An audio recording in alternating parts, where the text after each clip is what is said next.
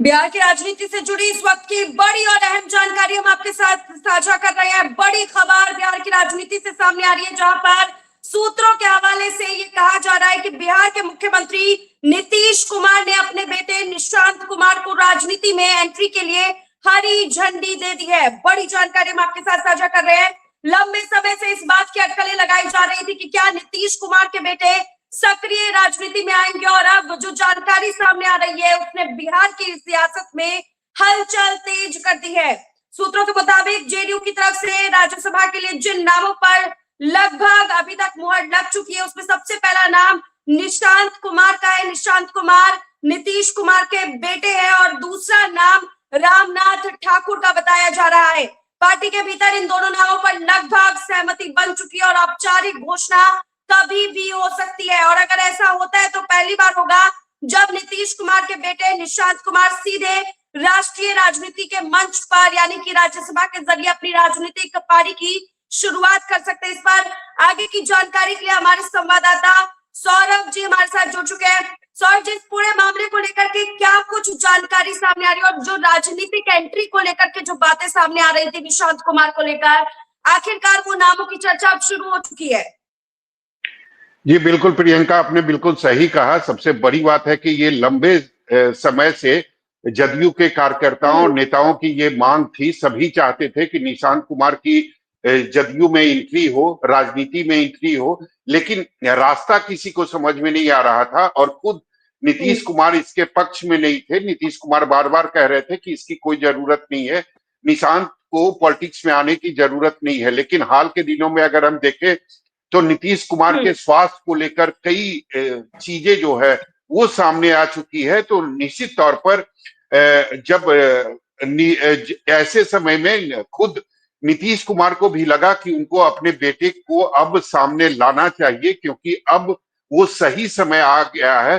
तो आज कहें तो नीतीश कुमार ने हरी झंडी दे दी है, क्योंकि अभी तक नीतीश कुमार के हरी झंडी का ही इंतजार किया जा रहा था।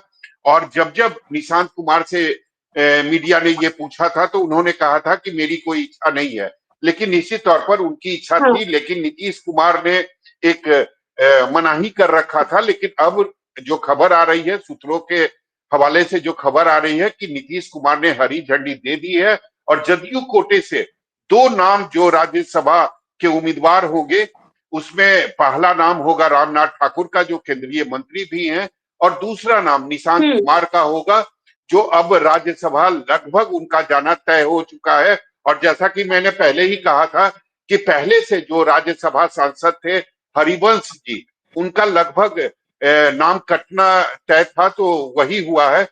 हरिवंश जी का नाम कट गया और उनकी जगह पर निशांत कुमार का लगभग अब फाइनल हो गया है कि वो राज्यसभा जाएंगे। सबसे बड़ी बात है कि पूरी प्लानिंग और पूरी रणनीति के तहत निशांत को राज्यसभा भेजा जा रहा है।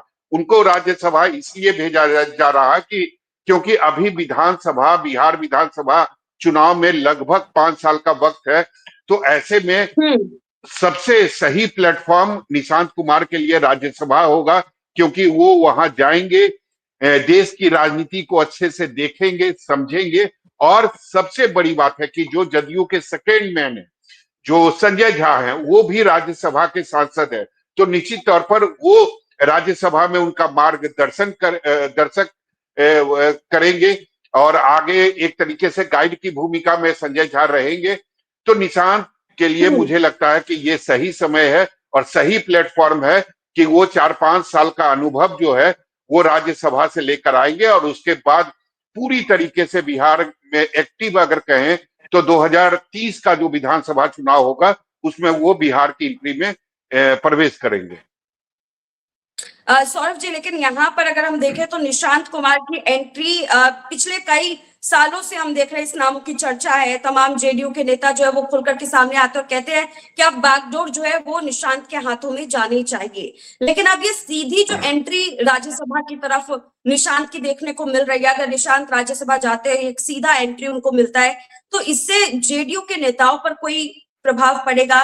और जो अभी एनडीए अलायंस के साथ पर यहाँ पर जेडीयू चल रही है, क्या एनडीए अलायंस पर भी इसका कोई प्रभाव देखने को मिलेगा?